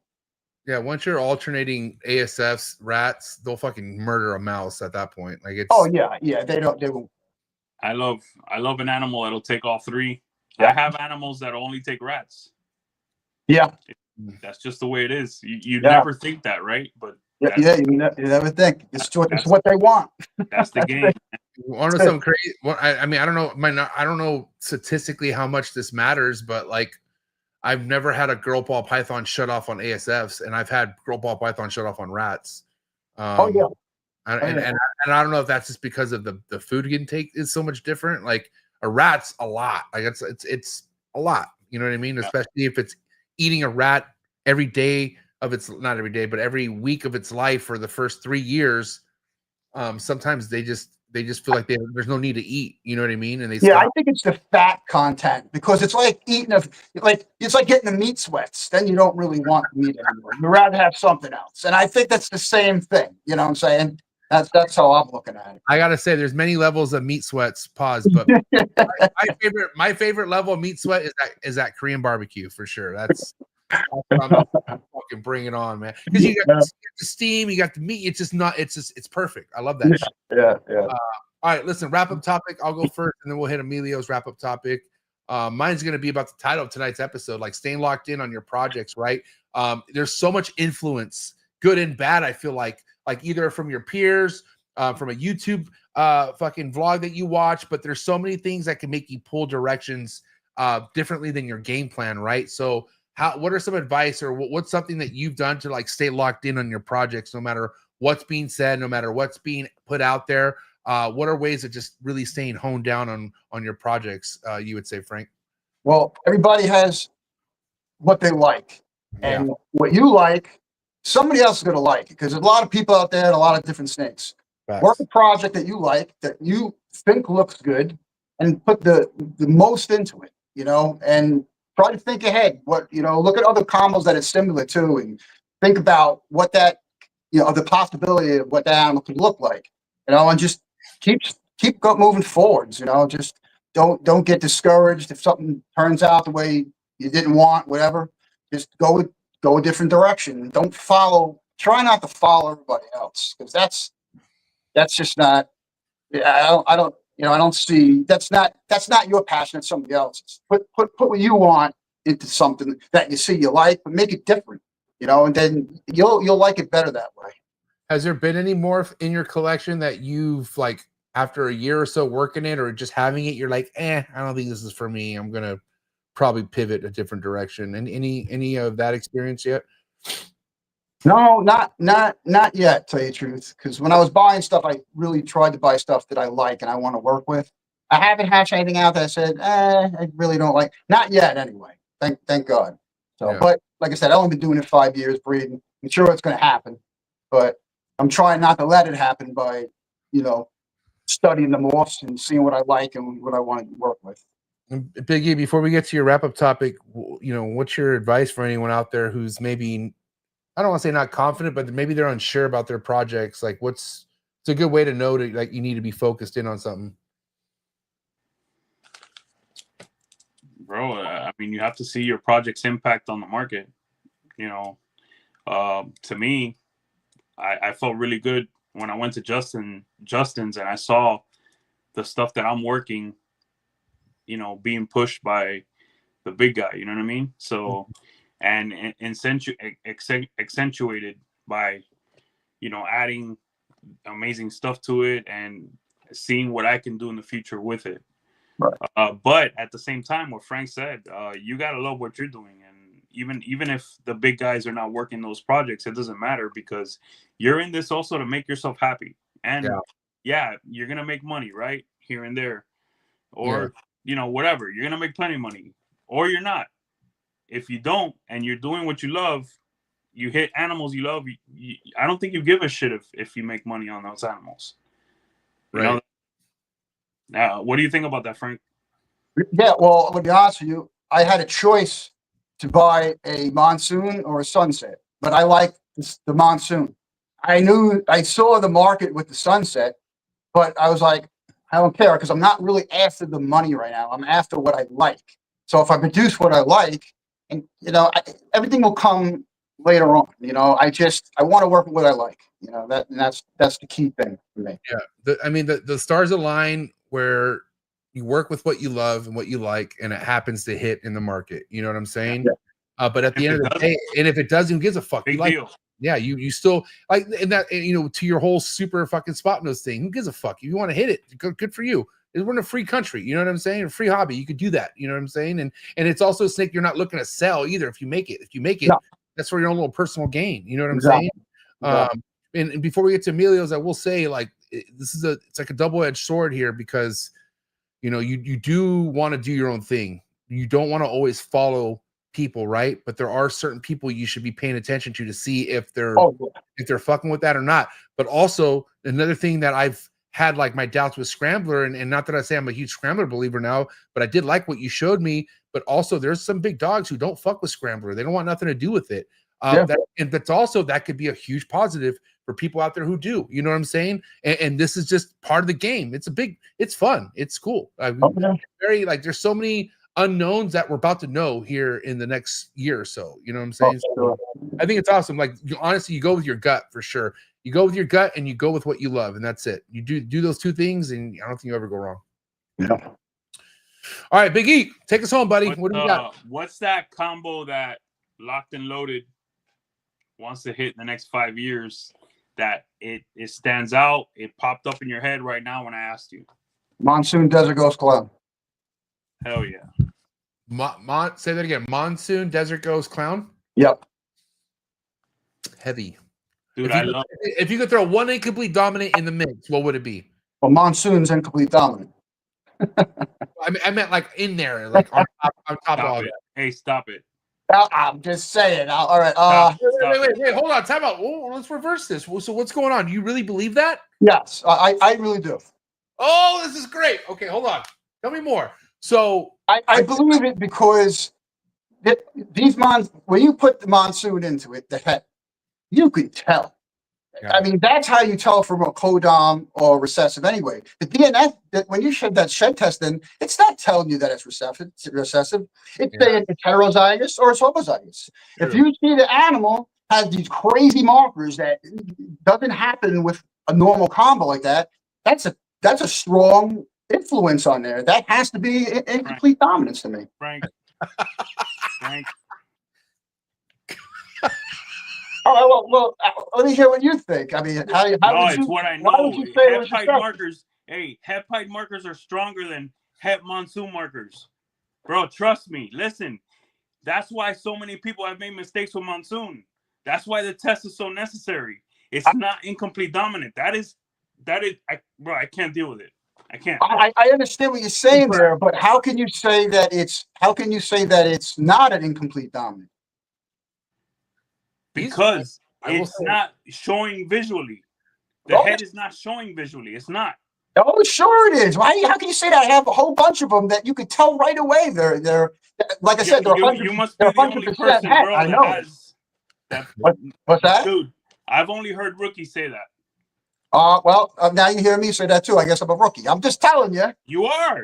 Well, I am a rookie, but I know when I'm producing 100% het monsoon, I see the influences in that where And one is not. the minute you add something else to that animal, it changes the whole look. It there's no point in saying it's an incomplete dominant. When I hear that, I laugh. I'm laughing. This is great. Well, Bro, I don't know. I've been hitting animals for 20 years. I understand. Bro, I'm just going by hey, what. you know who else? Hey, the big guys laugh at people saying it's an incomplete dominant. Okay, how can you prove that it's not? Right.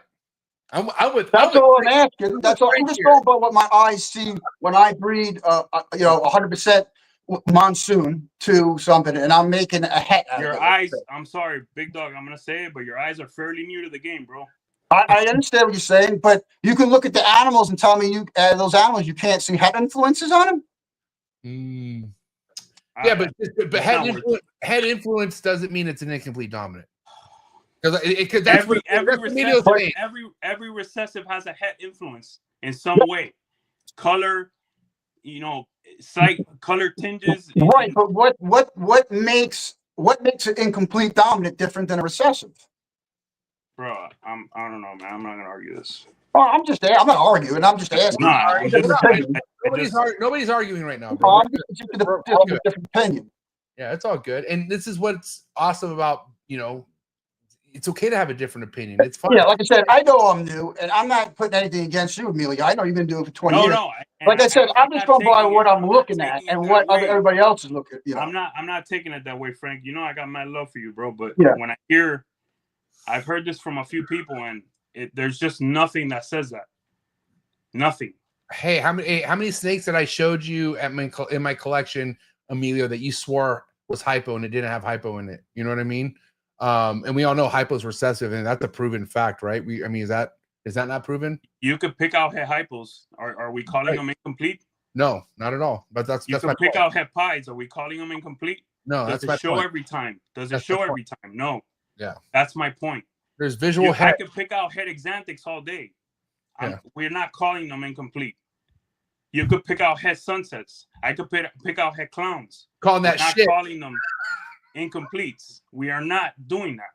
All right. So, but what I want to ask you is, because I'm like only doing this 5 years.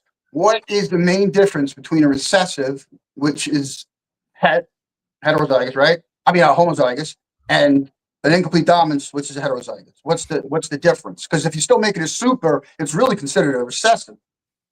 You have to see a gene-like expression. So some people like to say, "Oh, super pastel would be the recessive," right? But you see in a pastel, you see a visual expression.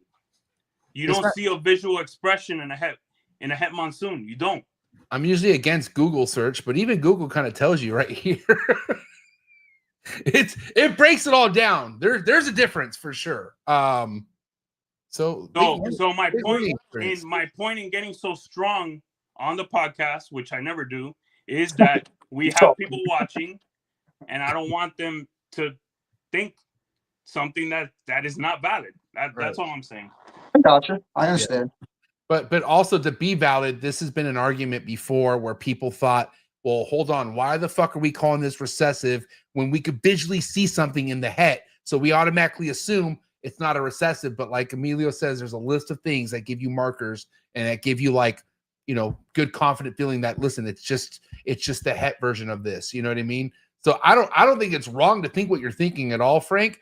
But at the end of the day, it's like, you got veterans out there who fucking are just kind of putting you on game here. But I understand. But it's all thanks for what the fuck was that? Thanks for being, dude. What is that? Thanks for being really cool about it. So I hear something outside and it sounds nuts. I'll be right back. No, I didn't mean to start. You got hot seats. That's the best part, big dog. Where'd he go? He's going to go right back. You heard something. I don't know. Can't wait to see you in the Florida show game, big dog. We have a lot of fun. Yeah, I appreciate it. Yeah, I can't wait to play the truth. We'll go. We go out to dinner with Steve and Jeremy, and all these guys after the show. You're gonna love it. You're gonna love it. I can't wait. it's a real nice show gang that we have. You know, it's the shit. So Yeah. I can't wait to see you start being part of that. Yeah, thank you. Appreciate it. Can't wait either. Awesome. Yeah. Where'd he go? I feel like the whole show, the whole flow. All right. I heard something really weird. It was really hard to explain what I just heard right now. Okay. I had to run away to make sure like it's not what I thought it was. That's fucking my bad. Didn't mean to fuck that up. But hey, at least we kind of switched the flow. No, listen, hey, no, Emilio's right. Listen, at the end of the day, like, dude, Emilio takes this shit serious, and so do I. I know he Right? does. I know he But does. mind you, like, and to a point where like he wants to be professional when it comes to putting information out there, and a lot of people will hear things and just run with it sometimes. Well, that's why I asked for a real opinion, not to get an argument. What do you see the difference? You know what I'm saying? That's what all I was asking. That's all. Yeah, legit. Like I said, I'm learning every day. You know what I'm saying? I'm just a pimple on somebody's ass. At this point, I'm just saying. All of us are. Yeah. I hear you. No, but at the end of the day, there is even times where there's certain topics I'm talking with Emilio where I'm like, fuck, this dude's gonna know a lot better than I will know. You know what I'm saying? Because I've only a couple years longer than you've been in this game. You know what I'm saying? Yeah. But listen, it's all about fucking being open to want to learn, and I think that's where, man, egos can really fuck things up for some people. Where like if somebody else who had an ego problem were to go through what you go through, there might feel some type of way or might have a chip on their shoulder. But it's not about any of that. It's all about just all of us learning together and taking advantage of opportunities when people like Emilio are fucking giving us free game. You know what I'm saying? So yeah. Either way, this was an epic podcast. All love, man. Yeah. Ended with some great fireworks there, but we definitely got some hot seat questions. I think Emilio, I think he's editing his hot seat questions. They might be hot, so be careful. Just kidding, guys. Do me a favor, get the likes up right now. Hot seat question time of the episode for the homie Frank. Frank, the way these work, rapid fire, baby. The quicker, the better. Okay. All right. That's what she said. Here we go. Hot seat questions coming in hot for Frank. Let's go. Frozen Thought or live? Live. 8 cut or no cut? Egg cut. On what day? 56. Red chondro Neo or yellow chondro Neo? Red. Pre first shed meal or post first shed meal? Post. Yay imports or boo imports? Yay. To spray or to mist a ball python or to never spray and mist a ball python? Spray and mist. Yay sports or boo sports?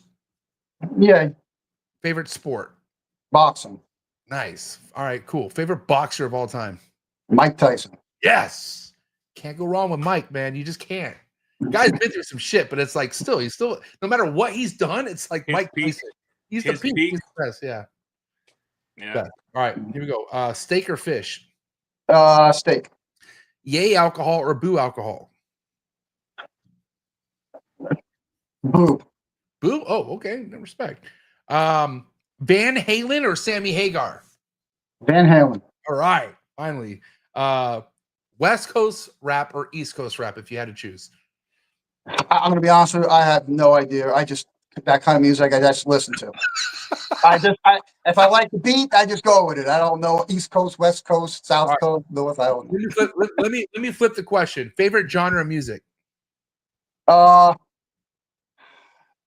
Old school rock. Fuck yeah. All right. Favorite old school rock band of all time? Like what's one band that just never, like you hear it and it's like, holy shit. Never. I like Guns N' Roses. Fuck yeah. There you go. Man. Dude, it's crazy what Axl Rose looks like. Oh, I know. That guy, I could have sworn that guy was going to be a rock star looking dude his whole life. This guy is so fat now. It's crazy. Yo, fame fucks some people up, bro. Oh, yeah. Drugs and alcohol, man. Just alcohol. Eventually doesn't stop. All right, here we go. Little word association. Say the first thing to come to mind. Milk. Ice cream. Breeding rats. Need to. Morph market. Epic. Incomplete dominant. Needed. Favorite recessive. Favorite recessive is Stranger. Stranger's not a recessive. You want to try that one? No, recessive. Sorry, Monsoon. Okay. Wait. Monsoon's not a receptor. I'm just kidding. Well, no, according to Emilio, it was. So I have to say it now. I have to say it. I'm not going to make him, Love you guys. Love you guys. Love you, bro. guy. Hey, The 20 years Cubano. over 5. I got to go with that. You know what I'm saying? All right, last but not least, and it's Emilio's turn. First thing to come to mind, can't cheat. Coolest reptile network in the world. Oh, Trap Talk right here. Let's go. All right, man. Listen, I'm gonna give you 2 options and sometimes 4 options. Oh. All right, and you got to tell me what's gonna stay. All right. No. These are hard, but I need you to make a decision. All right. No. DG or hypo? Hypo. Hypo staying. Yeah, hypo staying. All right. Ultramo or puzzle? Puzzle. I was gonna ask you monsoon or sunset, but I guess you don't have sunset, right? I'm not. Yeah, I don't have Worry something. about that. Amen, brother. Oh shit. We're gonna get some people angry again. Oh, Hey. they don't pay All my right. bills. All right. By the way, I love your GHI puzzle stuff. I had to throw that out there, okay? Mad Thanks. love. Monsoon Fire Clown or Pastel GHI Yellow Belly Hypo Puzzle? Well, you said Monsoon Fire Clown or what was that? I think Juanito's Animal is the Pastel Oh. GHI Yellow Belly Hypo Puzzle, right? Yeah, that right now that's you can't beat that combo right now. That's Okay, an so- awesome animal. Yeah, I'm Juanito's going- Animal? Yeah, right. Juan's gotta have that one. All right. I'm gonna give you 3 options, right? I kind of know where you're gonna go now because you don't like it, but I'm still gonna ask anyway. I'm gonna give you 3 options and one has to go, okay? All right. Ultra Puzzle, Ultra Sunset, or Ultra Monsoon? That's a really hard question though. Ultra Sunset gotta go. But that's a badass animal. It is, but that's pretty much the only badass animal. That's why I asked. That's why I asked. Yeah. And bro, it's a wrap. Hell yeah. By the way, hell of an episode. Yeah, We had what's a hell of a conversation. Again, mad love, Frank. You know, yeah, man. Same. I got mad love for you, right? No, I hear you. I hope you didn't get offended. No, at all. I hope I didn't offend you. All right, we're gonna go have a drink when you start doing these shows, okay? That sounds awesome. By the way, me and Emilio we've had people say some stuff that did not make sense before, and guess what? We didn't even correct them. We were just quiet. So I think the reason why Emilio says them because he likes you, and he. I appreciate that. All respect. I appreciate that. Emilio, imagine we had a couple retards on the. We had a couple people that just weren't all there, mentally before on the show. We did, God bless them, but we're looking after you, bro. So you're like, hey, they were like they were like Baker special. All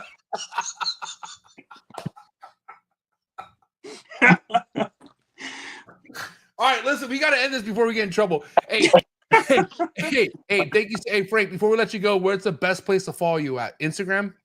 Yeah, Instagram and MORPH Market. Perfect. I'm going to put the links to both those in the description below. Go give them a follow.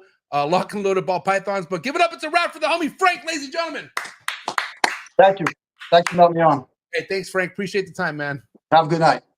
You too, brother. Yeah, we had a hell of an episode. This was fun. That was fun, man. Frank's a hell of a guy. Hey, we really mean it. Go follow this guy. He's got some amazing stuff coming. The guy's a beast. Great people.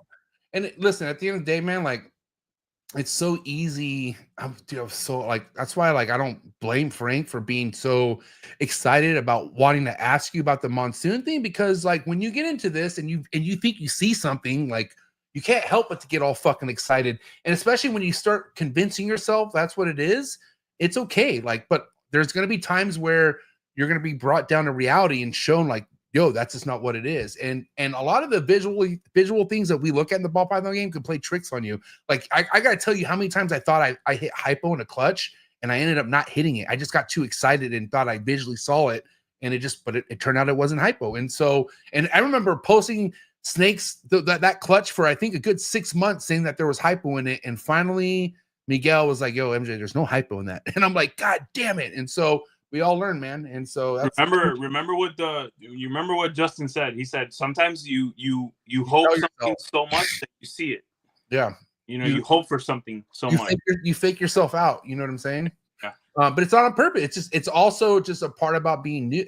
That's a part about being new into this. Like you eventually learn, and mind you, I'll know for sure now not to ever miss ID hypo because I'm gonna just get that shit tested. So, but yeah, man, great episode. Shout out to Frank. Frank's a real one. I will say that he held it down. So go give him a follow, like Emilio said. Also go give Emilio Villarino Reptiles a follow if you're not for whatever reason. Go subscribe to the V Unit family. Great group of people, man. It's all about the fun, it's all about the learning. But I appreciate you, Big E, Top G, Villarino Reptiles. Give it up, ladies and gentlemen. Good night, everyone. Thank you, man. All right, Big E. Have a good night, man. Thank you. All right, guys. Thank you so much for tuning in. That was fun. It was quite the excitement. Before you head out, make sure you hit that like button. Let's get the likes up for the homie Frank. All right. Hit that subscribe button. Hit that notification bell. Select all. You'll be reminded of every podcast released out of the Trap Talk Reptile Network 7 days a week. The only reptile network. That's why we're the coolest. Oh, we're cool for other reasons, but I'm just saying. Only reptile network that's giving you a new podcast every day of the week, Monday through Sunday. Okay. And of course, don't forget, if you want that exclusive content, early release vlogs to Morph Market, to the Trap Reptile vlog YouTube channel, make sure you come join the Trap Talk Reptile Patreon family. Also connect to the Discord, amazing Instagram group chat, popping 24/7. All right, and before I let you guys go, check out the sponsors. Appreciate all the love and support. I'll catch you tomorrow for All the Treat Tuesday. Sorry for the interruption, folks, but a quick word from our sponsors. Hi, I'm Devin. I'm Teresa, and we are Pragmors.